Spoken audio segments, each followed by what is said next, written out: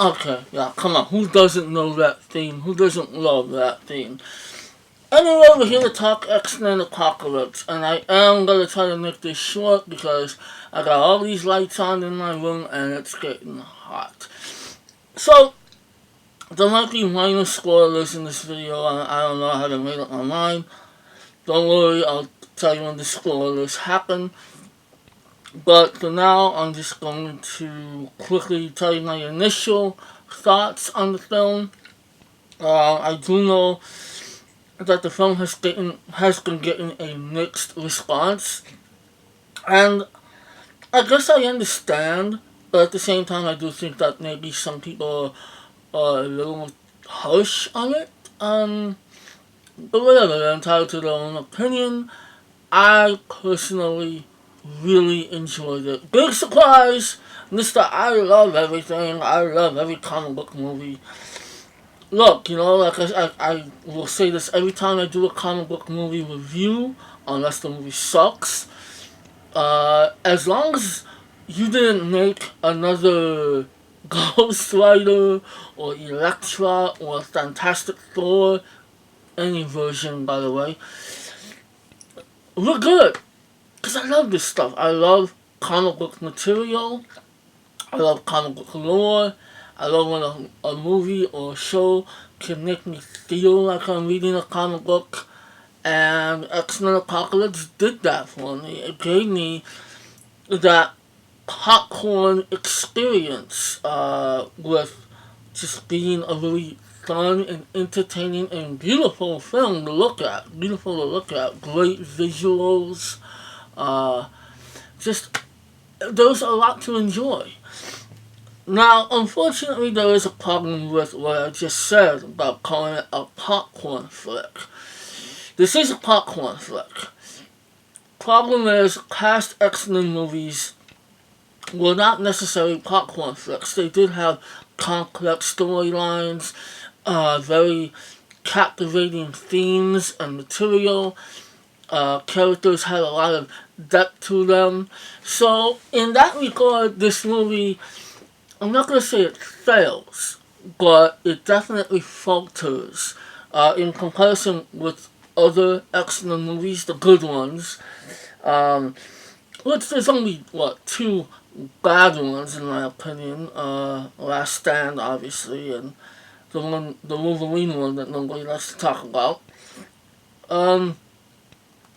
But, X-Men has always been known, whether it's on comics or on film, and even the damn animated series, to have complex storytelling, to have, a lot of intelligence in the films.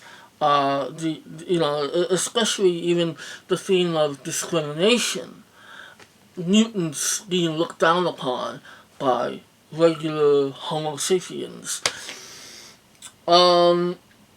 This movie doesn't really have major themes explored, in my opinion, not really fully in depth. This is more of a entertainment thrill ride, and that's okay. I'm not really against that. I would have liked a more complex story, but we got something that was a lot of fun. We got, to see a very well-known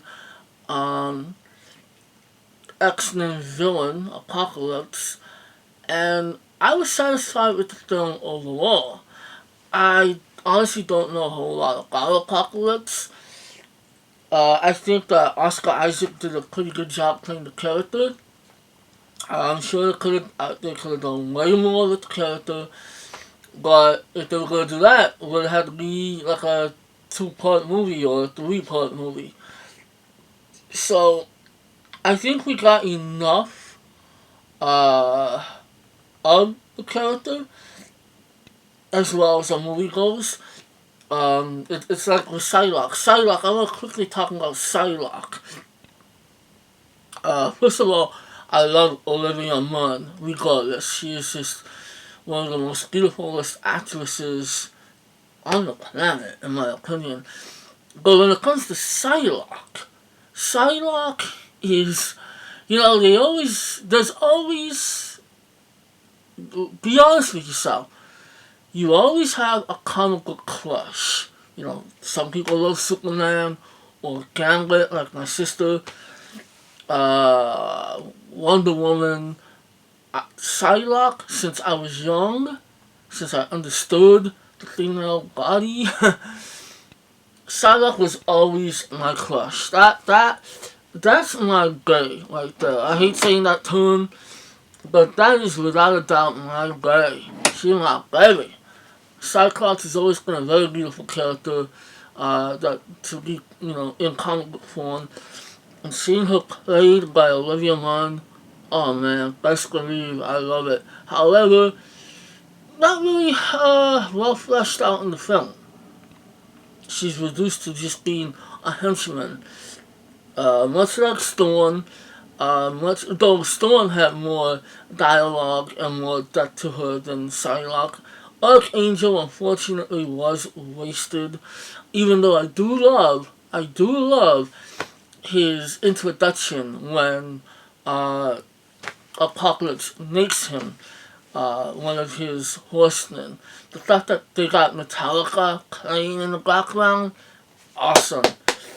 And of course, Magneto, Michael Fassbender, once again, he kills it. He's awesome. He's awesome.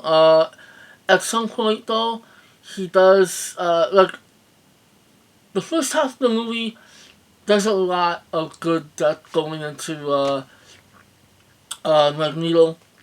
Here's where we get into spoiler territory. The scene where they kill his family, he's trying to live a peaceful, quiet life, and with an accident happening where he works, he saves somebody by making sure that a big giant metal pot full of called lava, but just something that could really, a big metal fucking pot was gonna fall on this guy. He made sure that didn't happen, and he was hoping nobody saw, but apparently somebody saw. And so he's detained by police, and through an accident, one of the cops accidentally kills his wife and daughter. And of course, Magneto kills them. That right there added a lot of depth to the fact that Eric Lyncher is a very tragic character. Even when he tries to be off the grid, tries to be low key, trouble just finds him. I like that about the character. Unfortunately, later on in the film,